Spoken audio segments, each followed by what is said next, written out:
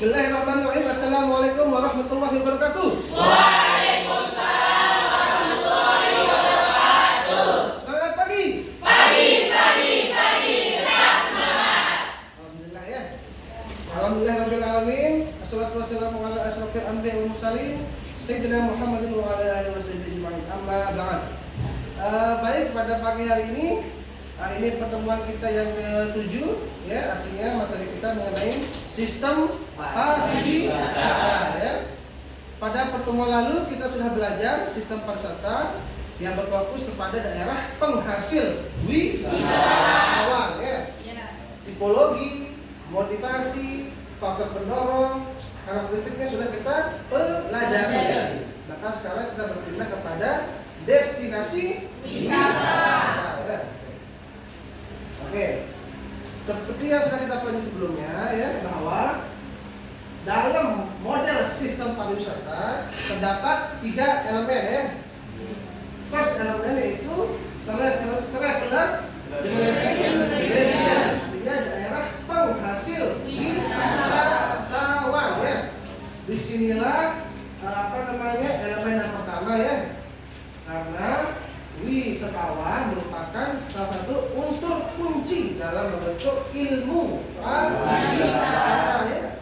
Pada pertemuan pertama kita sudah mempelajari mengenai objek ilmu dari ilmu pariwisata adalah sebuah perjalanan ya. Maka dari itu elemen yang pertama adalah elemen dari wisatawan, karena wisatawan merupakan pelaku ya yang melakukan perjalanan ya. Nah, hari ini kita akan berfokus pada daerah destinasi wisata ya, karena sistem pariwisata ini memudahkan kita ya untuk mempelajari bagaimana skema ya, bagaimana alur daripada sistem pariwisata, karena pariwisata ilmu multidisiplin ya. Jadi sangat memiliki kompleksitas yang tinggi ya.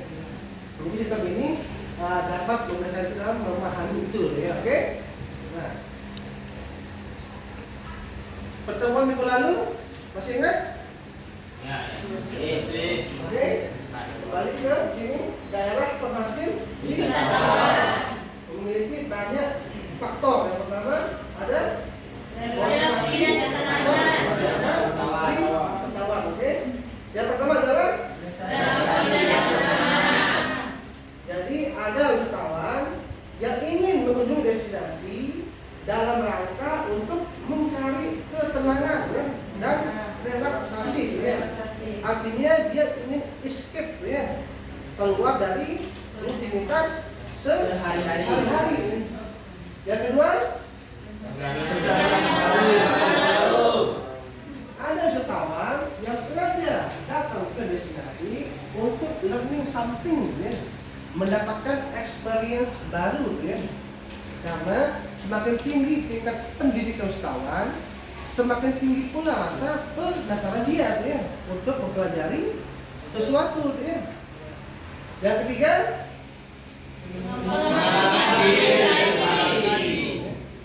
sama seperti tadi ya. Semakin tinggi tingkat pendidikan, maka semakin tinggi pula rasa penasaran dia ya. Nggak pernah puas untuk mempelajari sesuatu ya, karena sesungguhnya semakin orang banyak belajar, semakin ia merasa kecil di dunia ini ya. Semakin ia merasa kecil ya, semakin ia menjadi bahwa ternyata saya ini belum tahu apa-apa gitu ya. Karena dunia ini sangat luas deh ya, sangat luas, punya cerita, punya pengalaman, punya macam-macam gitu ya. Nah, yang keempat adalah motivasi sosial. Artinya ada wisatawan yang ingin datang ke destinasi untuk mengunjungi sanak keluarga ya, saudara, kerabat ya. Sebagai contoh, mungkin teman-teman punya sahabat yang tinggal di Malaysia ya kan? Sudah lama nggak pernah ketemu dengan si A ya. Datang ke Lombok untuk berkunjung, itu namanya motivasi sosial. Kemudian ada motivasi kuliner ya, untuk menikmati rasa baru tuh ya. Karena seperti yang saya katakan tadi tuh ya, manusia itu selalu merasa kecil tuh ya. Kemudian kebutuhan penghargaan diri ya, atau aktuali atau namanya mendapatkan penghargaan dan kebutuhan prestis tuh ya. Kebutuhan prestis ya. Jadi manusia itu butuh yang namanya pengakuan ya. Jadi ada wisatawan yang datang ke destinasi dalam rangka untuk mendapatkan pengakuan ya. Pengakuan wisatawan bisa dilihat dari foto-foto mereka yang posting ya. Sekarang sedang berada di mana? Di Paris. Tiba-tiba di Taj Mahal ya. Jadi mereka mendapat pengakuan ya. Itu namanya kebutuhan prestis ya. Ada manusia itu memiliki kebutuhan, dia butuh pengakuan dari orang lain ya. Oke. Kemudian motivasi Spiritual dan religius. Jadi wisatawan datang ke destinasi untuk memenuhi kebutuhan aktualisasi diri mereka ya, dalam rangka mencari jati diri gitu ya, meningkatkan spiritualitas mereka ya. Kemudian ada motivasi tantangan ya, bagi wisatawan yang menyukai apa namanya aktivitas yang memacu adrenalin ya. Saya ingin mendaki atau mereka ke Lombok ya, negara Rinjani ya, aktivitas mendaki, hiking ya, ini dia ya, yang suka mengeksplor ya. Kemudian motivasi kesehatan.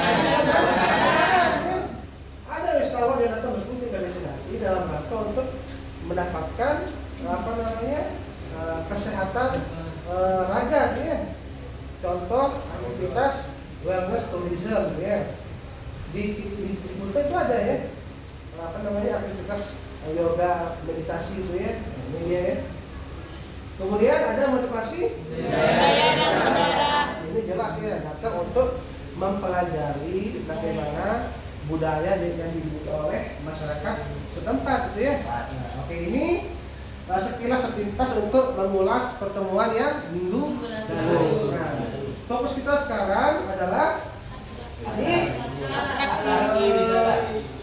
daerah destinasi wisata yang terdiri dari atraksi wisata, kemudian aksesibilitas, kemudian amenitas dan aksesibilitas. Sebelum kesini, saya ingin memutar video dulu deh ya.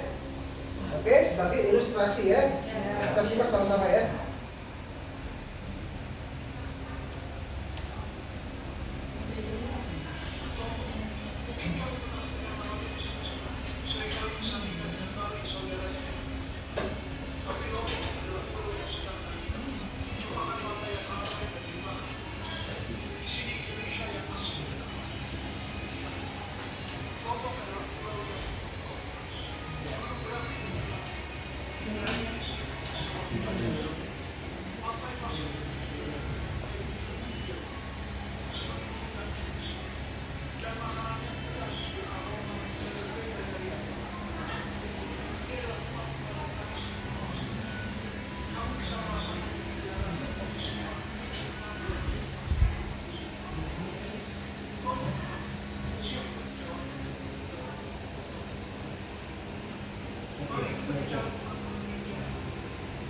Atraksi wisata ya.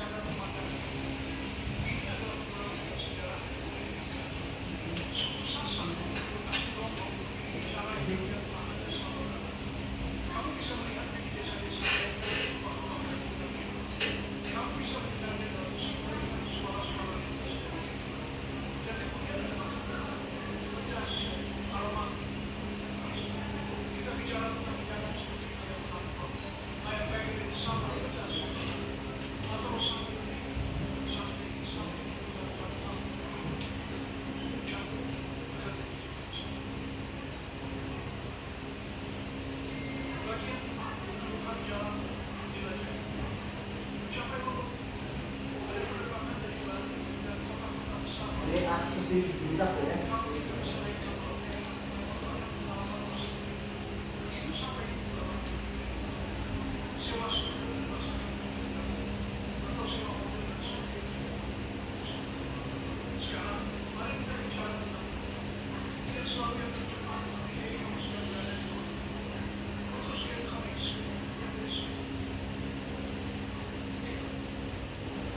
Ini amenitas ya.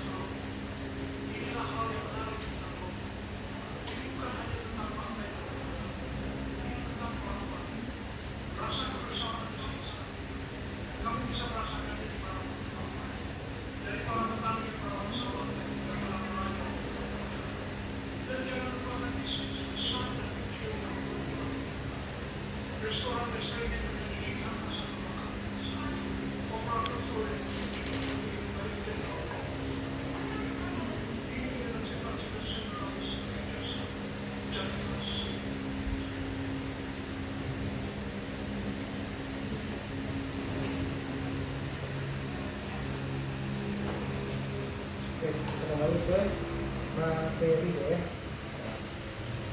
Baik.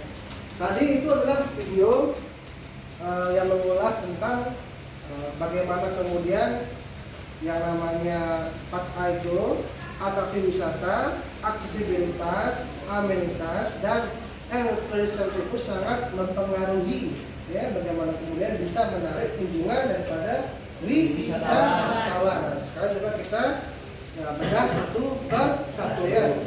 4A, A yang pertama adalah Atraksi wisata. Itu adalah komponen penting ya. Salah satu komponen penting yang dimiliki oleh destinasi wisata. Bagaimana kemudian atraksi ini adalah faktor penarik ya, yang menjadi magnet kunjungan wisatawan. Coba sekarang kita baca sama-sama definisinya. Atraksi wisata adalah daerah yang menjadi atas nama orang melakukan perjalanan.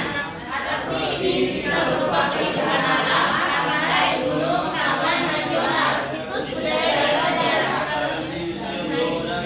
atau atraksi buatan manusia, taman, hiburan,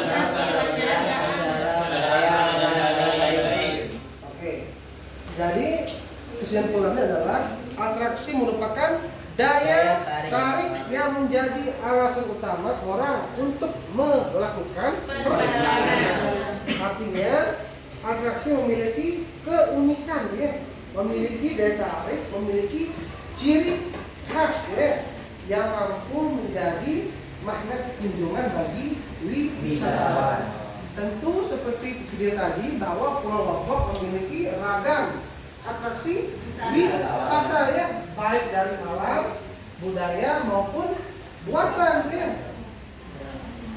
Sebagai contoh atraksi wisata yang dimiliki oleh Pulau Lombok ya. Pertama atraksi alam, tentu kita punya banyak ya. Kita punya Bukit Terawangan ya, wisata bahari ya, no polusi sebenarnya di Terawangan.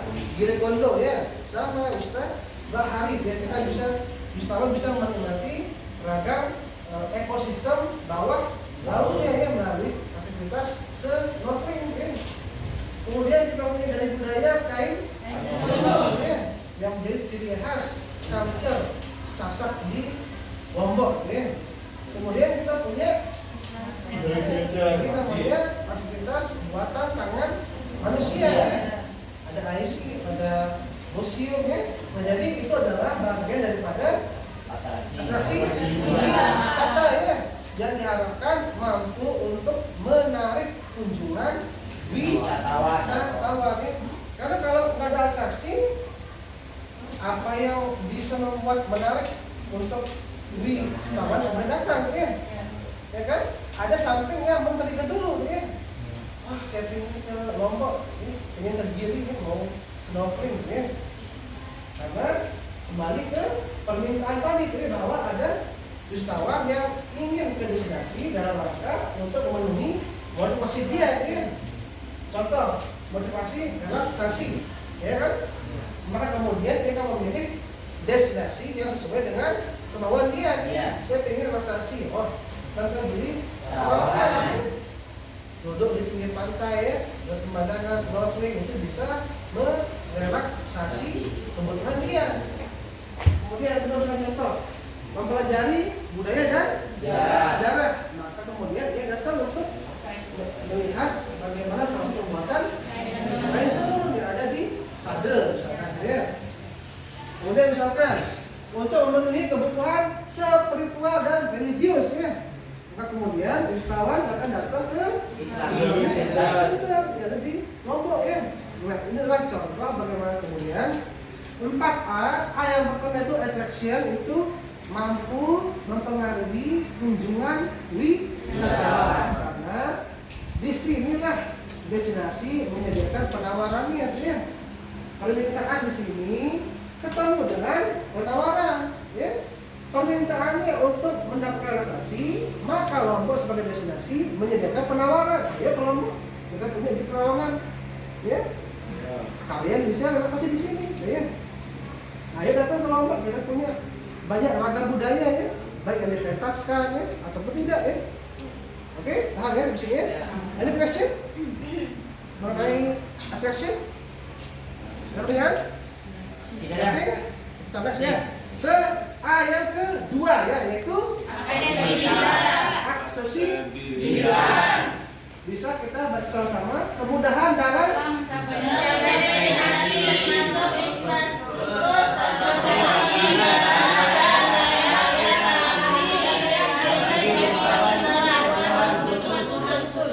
Oke.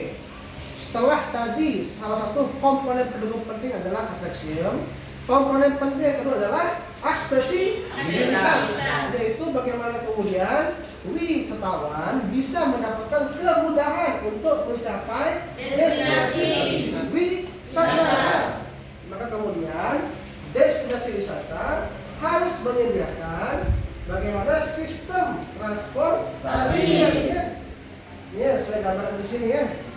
Bagaimana kemudian negara-negara penghasil wisatawan itu dapat dengan mudah datang ke Pulau Lombok ya. Baik itu lewat jalan darat, laut ya.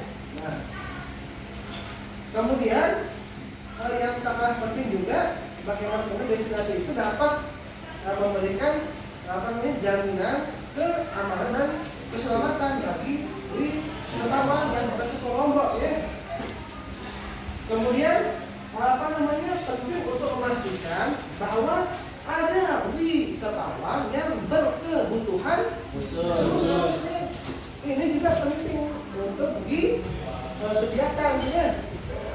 Karena jangan sampai fasilitas yang kita miliki itu tidak ramah dengan wisatawan yang berkebutuhan khusus ya. Contoh di dalam bandara, di hotel ya. Maka disediakan akses jalan yang mempermudah bagi wisatawan yang memiliki kebutuhan khusus seperti menggunakan kursi roda ya. Kalian tentu bisa membayangkan ya, tanpa aksesibilitas bagaimana kemudian bisa terjadi perjalanan ya. Dalam sistem pariwisata sudah jelas ya. Sistem ini menjelaskan bahwa terjadinya perjalanan dari tempat asal menuju ke destinasi. Ya. Perjalanan tidak akan mungkin terjadi tanpa adanya aksesibilitas. Maka tanpa adanya akses, maka sangat susah terjadi perjalanan. Ya, maka saya katakan bahwa ini adalah salah satu komponen pendukung yang sangat penting ya, selain daripada atraksi wisata ya. Oke. Sejauh ini Lombok punya akses yang sudah memiliki konektivitas yang sangat baik ya. Direct flight sudah punya ya. Laut kita sudah punya, darat kita sudah punya ya. Untuk aksesibilitas education, kemudahan dalam untuk mencapai destinasi wisata ya. Oke, paham ya? Oke, kita next. Oke, next slide. Ya, going to amenity itu atau amenitas ya. Adalah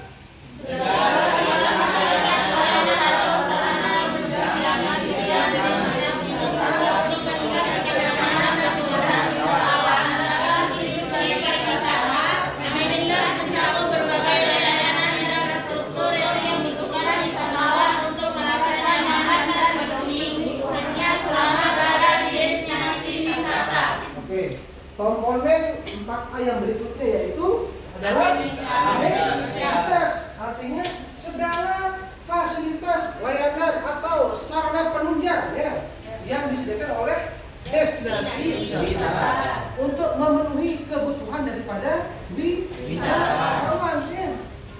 Orang datang ke Lombok ya. Setelah tiba, ia menikmati atraksi wisata ya. Contoh pergi ke Gili.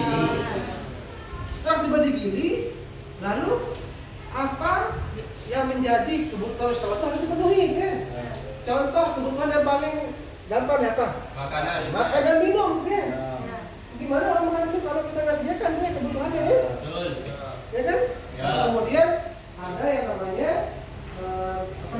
penyediaan tempat makan dan minum seperti restoran ya, rumah makan ya.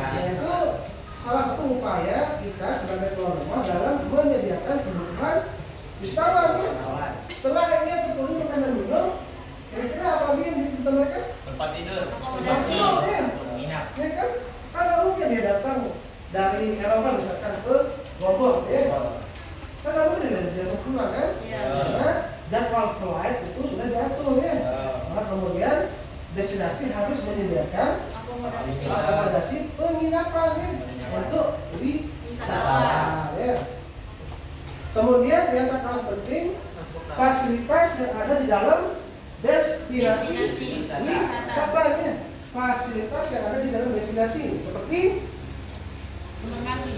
toilet, kamar mandi, ya, parking area, ya, aktivitas pariwisata, ya. Sekarang contoh orang datang ke Gili, ya. Ini kan ada spot foto nih. Ini namanya salah satu fasilitas pariwisata, ya. Salah satu pendukung, ya. Bagaimana kemudian wisatawan itu dapat berlama-lama tinggal di destinasi, ya. Tanpa aktivitas itu sangat boring deh ya. Boring cuma datang foto mau ngapain lagi ya. Maka kemudian harus disediakan fasilitas.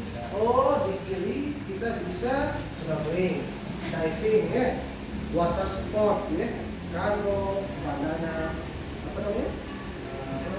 Bandana boat, jet ski ya. Itu namanya fasilitas pendukung ya. Nah, maka dari itu ini adalah 4A yang ketiga yang memiliki unsur penting dalam melengkapi komponen pendukung destinasi wisata ya. Karena tanpa ini tentu kita bisa membayangkan wisatawan datang kemudian langsung pulang itu nggak ada efeknya ya. Ya kan? Jangan lupa aksiologi dari ilmu pariwisata kebermanfaatan ya. Kalau nggak ada ini, nggak ada amenitas, otomatis datang langsung pulang ya. Jadi tidak memberikan manfaat ekonomi bagi masyarakat lokal ya. Dari sini ada pertanyaan? Amenity berkaitan dengan pemenuhan kebutuhan wisatawan ya, makan minum, tempat tinggal ya, pemandu wisata ya, fasilitas pariwisata ya. Inilah yang terdapat di dalam aspek amenitas. Oke. 4A yang ketiga ya. Yang pertama ada atraksi, tempat, servis ya, atau kelembagaan pendukung ya. Ayat keempat yaitu ancillary service atau kelembagaan pendukung ya. Dalam hal ini tentu kita harus memahami siapa saja pemangku kepentingan atau stakeholders yang terlibat, yang memiliki pengaruh ya dalam rangka mewujudkan kegiatan pariwisata yang ideal ya. Ini sudah saya buatkan modelnya ya. Ada yang pertama yaitu stakeholder dari akademisi ya, yang berfungsi atau berperan untuk membentuk masyarakat berbasis pengetahuan melalui konsultasi ya. Jadi stakeholders akademisi itu memiliki peran penting bagi destinasi wisata ya. Bagaimana kemudian akademisi mampu meningkatkan knowledge, skill daripada masyarakat destinasi ya. Kalian bisa bayangkan ya, bagaimana kemudian hotel dibangun tapi SDM-nya tidak berasal dari masyarakat lokal ya. Bagaimana mau ada manfaat kalau begitu ya? Maka dari itu ini sangat penting untuk meningkatkan SDM, sumber daya manusia pariwisata agar bisa ikut terlibat dalam kegiatan pariwisata. SDM bagus sudah pasti bisa terlibat ya. Sebagai contoh bisa bekerja di hotel, bisa menjadi pemandu guide ya, bisa membuka paket wisata ya. Bahkan juga bisa mampu untuk menjadi investor ya. Ini juga bisa mampu menjadi investor buat lapangan kerja sendiri ya. Itu adalah peranan penting dari kelembagaan. Yang pertama itu akademisi ya. Kemudian B yaitu bisnis ya. ABCDN ya. Stakeholders peserta ABCDN. Yang pertama akademisi, yang kedua B bisnis ya. Sektor penggerak perekonomian ya. Artinya investor ya yang memiliki modal dalam membangun fasilitas pariwisata. Amenity ini nih dibangun optimal ya. Maka kita butuh namanya investor ya. Namun demikian masyarakat tetap harus memperhatikan awit-awit lokal ya. Ya, memperhatikan apa yang sudah menjadi kearifan lokal mereka ya. Jadi bukan berarti destinasi butuh investor lalu kemudian tanpa diberikan aturan yang jelas ya. Jadi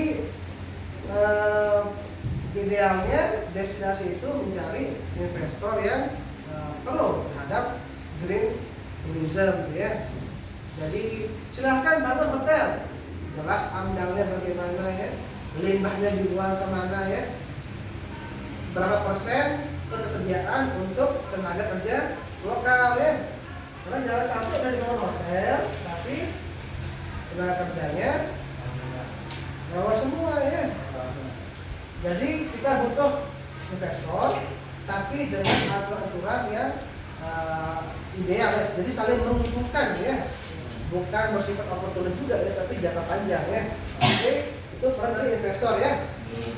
Untuk membangun fasilitas yang dibutuhkan oleh wisatawan. Kemudian ABC, community ya. Community atau masyarakat ya. Nah, ini masyarakat ini adalah subjek ya dalam pengembangan pariwisata. Mereka bukan objek ya. Tapi subjek ya, mereka yang harus terlibat gitu ya, karena nanti apapun perubahan di destinasi ya, apapun perubahan yang terjadi di sini akan mempengaruhi kepentingan daripada masyarakat. Apapun yang dibangun fasilitas itu akan mempengaruhi masyarakat. Maka dari itu masyarakat di sini harus memiliki komitmen gitu ya. Komitmen untuk bagaimana kemudian mengawal proses kegiatan pariwisata ya. Dan mereka juga harus memiliki awareness ya, terhadap pariwisata yang berlangsung di daerah mereka ya. Jangan sampai malah masyarakat yang bersifat acuh tak acuh gitu ya. Nah, ini adalah apa namanya peran daripada masyarakat dalam kegiatan pariwisata. Kemudian yang keempat adalah government ya. Mana government? Ini ya. Pemerintah sebagai agen administrasi yang paling bertanggung jawab dalam implementasi kebijakan ya. Kata kuncinya kebijakan ya. Jadi peran pemerintah di sini yaitu dalam menyediakan atau membuat regulasi yang seimbang, yang berkelanjutan, yang pro terhadap kepentingan masyarakat gitu ya. Nah, kemudian stakeholders yang kelima adalah media massa yang berperan untuk mempromosikan destinasi pariwisata kepada calon wisatawan. Nah, ini adalah 4A daripada komponen pendukung destinasi wisata ya.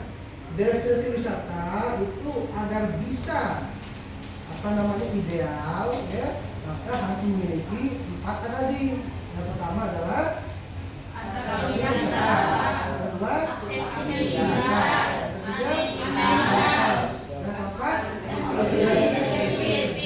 nah, kemudian saya akan memberikan contoh ya, data bagaimana kemudian 4A yang dimiliki oleh destinasi tadi itu mampu menarik kunjungan wisatawan.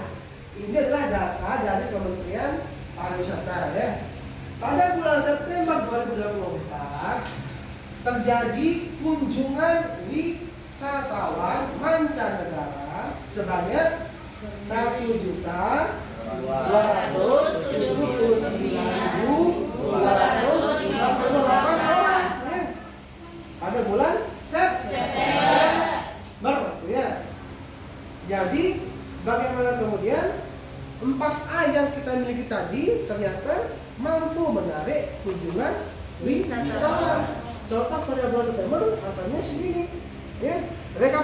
Rekapitulasi dari Januari sampai September berjumlah 10.372.918 orang. Nah, inilah bukti nyata ya. Bagaimana kemudian konsep tadi yang kita pelajari secara implementasi mampu ya berhasil menarik kunjungan wisatawan ya. Tentu kita bisa membayangkan apabila destinasi tidak punya 4A ini ya. Ya, tentu kita akan tahu apakah mampu ya. Karena kalau datang kurang ya nggak bisa deh. Ya, ya inilah kunjungan di Indonesia ya. Dalam kurun waktu 1 tahun Januari sampai September berjumlah 10.372.014 ya. Ini belum sampai Desember deh ya. Ini akan terus meningkat ya. Nah, untuk lebih konkretnya deh ya, saya sudah melakukan riset deh ya pada tahun ini deh ya. Riset mengenai apa yang menjadi faktor penarik kunjungan wisatawan ke Pulau Lombok ya. Saya mengambil sampel di 4 destinasi wisata ya. Pertama destinasi Sembalun, Mandalika, Gili Trawangan dan Kota Mataram ya. Saya boleh sampel. Nah, kemudian tadi ini kan data secara Indonesia ya. Kemudian data secara NTB, jumlah wisatawan yang datang melalui bandara internasional Lombok itu berjumlah 2000 ini tahun 2024 ya. Bulan September ya. Berapa jumlahnya nih? 7.304.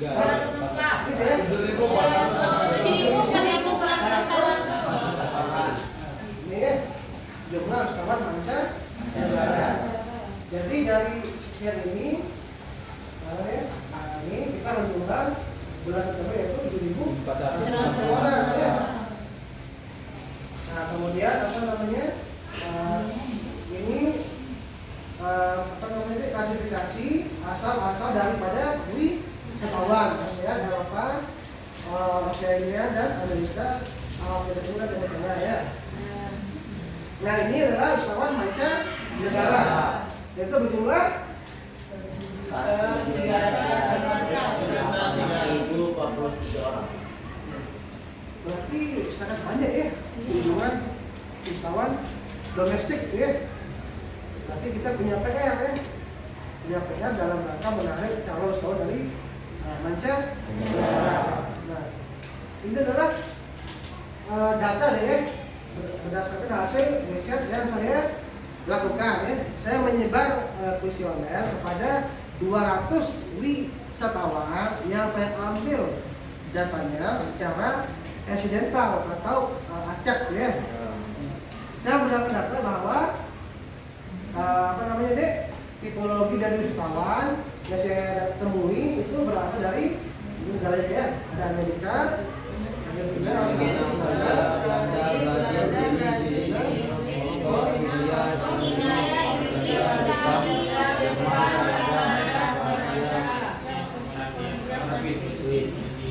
Jadi dari 200 orang itu saya mulai apa namanya klasifikasikan bahwa yang berasal dari Eropa berjumlah 64%, ya.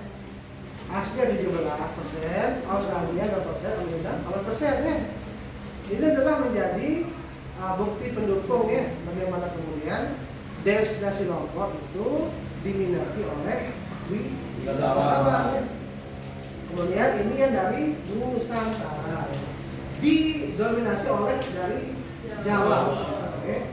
Nah, kemudian bagaimana dengan apa yang membuat mereka tertarik untuk datang ke Lombok ya? Ternyata ini yang apa namanya sampel untuk destinasi kota Mataram. Sebanyak 50% menjawab mereka datang ke Lombok dalam rangka untuk tujuan bisnis ya. Itu wisatawan mancanegara ya. Kemudian apa namanya mereka tertarik untuk mengunjungi apa namanya bagaimana kemudian sejarah dan pariwisata pedesaan yang ada di Lombok ya. Inilah data ya, hasil risetnya. Nah, kemudian contoh di Mandalika ya. Mereka datang dengan tujuan untuk leisure ya. Untuk bersenang-senang, mencari ketenangan. Seperti tadi di awal ya. Ada motivasi wisatawan dalam rangka untuk relaksasi dan ketenangan. Nah, inilah buktinya ya. Saya mengambil sampel, mereka mengisi kuesioner ya, mereka menjawab adalah untuk leisure ya. Jadi motivasi yang kita pelajari itu memang benar adanya ya. Ini adalah hasil risetnya ya. Kemudian dia datang ke Mandalika memiliki ketertarikan untuk jalan-jalan ke mana, yaitu ke pantai ya 26%, dan untuk sejarahnya 34,6%. Karena di Mandalika kita punya sejarah tentang Mandalika Bonyari Putri ya, berarti itulah asal kenapa ke Mandalika. Selain pingin leisure, pingin berenang, mandi di pantai, juga pingin untuk melihat bagaimana sejarah tradisi dari Mandalika ya. Nah, oke, kemudian Gili Trawangan ya. Gili Trawangan itu mereka bertujuan untuk leisure dan bisnis ya. Kemudian mereka tertarik untuk apa namanya jalan-jalan di Lombok dalam rangka untuk ke beach tourism ya, yang paling dominan ya. Sudah pasti kalau ke Trawangan pasti untuk menikmati pantainya ya, keindahan bawah lautnya ya. Jadi motivasi yang kita pelajari itu inilah buktinya ya melalui hasil riset ya. Sampai sini, ini question?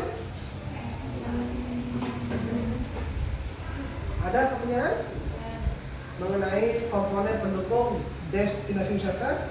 Ada 4A, ya silakan deh. Ini lupa. Apa yang akan terjadi jika salah satu dari 4 itunya tidak ada atau mungkin tidak bisa masuk dalam situ? Good question ya. Apa yang terjadi apabila salah satu komponen pendukung wisata tidak tersedia ya? Tentu ini adalah komponen yang dikatakan idol ya, idol atau ideal ya. Karena kenapa? Karena ini merupakan satu kesatuan ya, rangkaian ya. Seperti saya katakan di awal bahwa ini sistem pariwisata itu sangat kompleks ya. Contoh, kalau nggak ada atraksi, apa kemudian yang membuat mereka tertarik untuk datang? Jadi kan hasil riset mengatakan bahwa hal-hal yang membuat mereka tertarik adalah memang adanya atraksi wisata. Contoh, ada pantai, pegunungan, pedesaan, sejarah ya. Nah, kalau tanpa ini bagaimana ya mereka bisa tertarik ya? Ya kan? Tidak ada ya, paham ya? Itu pentingnya atraksi wisata. Tanpa atraksi tidak ada faktor yang menarik. Karena atraksi memuat something to do, something to see ya. Ada sesuatu yang dapat dilakukan lewat aktivitas, ada sesuatu yang dapat dilihat. Tanpa itu nothing special bagi turis ya. Nah, kemudian bagaimana kalau ada akses? Contohnya tidak bisa, tidak akan terjadi perjalanan. Nggak bisa jalannya kalau ada aksesnya. Kecuali turis lokal atau wisatawan lokal yang tinggal di daerah destinasi wisata ya. Nggak bisa ya kalau nggak ada aksesibilitas ya. Kemudian contoh, tanpa amenitas bisa terjadi kerumunan ya. Namun masyarakat tidak akan bisa mendapatkan manfaat secara penuh. Kalau nggak ada amenitas, wisatawan akan datang lalu pulang. Ya. Ada atraksi, ya kan? Ada akses, bisa datang, ya. Datang, foto pulang. Jadi tidak memberikan kebermanfaatan bagi masyarakat. Kasihan masyarakat ini. Datang pulang, nggak bisa. Makanya dibutuhkan amenitas untuk menambah length of stay, namanya. Menambah length of stay, lama tinggal, untuk menambah lama tinggal. Karena semakin berlama-lama mereka tinggal, semakin banyak pula kebutuhan yang harus dipenuhi, ya. Butuh makan minum, ya kan? Butuh beli oleh-oleh, butuh tempat menginap, ya kan? Jadi kalau sudah tinggi length of stay-nya, maka akan berpotensi tinggi pula spend of money-nya, ya. Pengeluarannya akan lebih tinggi karena harinya banyak, otomatis mereka akan skemanya lebih banyak ya. Jadi dapat memberikan manfaat secara optimal kepada masyarakat, gitu ya. Kemudian bagaimana kita tanpa adanya pengelolaan yang mendukung? Kita susah adanya. Tidak ada koordinasi ya. Tidak ada sinergi ya, nggak bisa ya. Kita bisa membayangkan bagaimana kemudian dengan pemerintah yang membuat regulasi itu ya, terjadi konflik deh ya, chaos deh kalau ada stakeholder ya.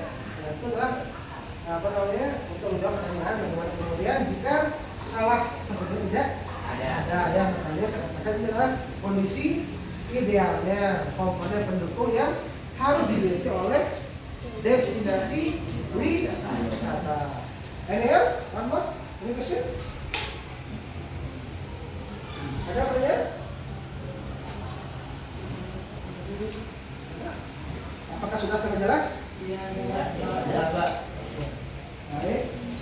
Sistem pariwisata ya, dimulai dari daerah penghasil wisata dengan segala pendekatan yang ada ya. Hingga kemudian sampai ke destinasi wisata dengan segala pendekatan yang ada, ya, dengan segala kompleksitas yang ditimbulkan akibat adanya perjalanan wisata.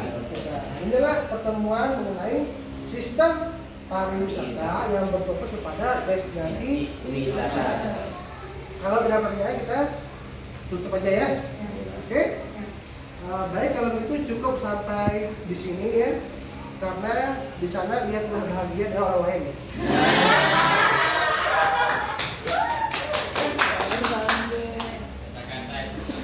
Hati kesepian tanpa kasih, cukup sekian dan terima kasih.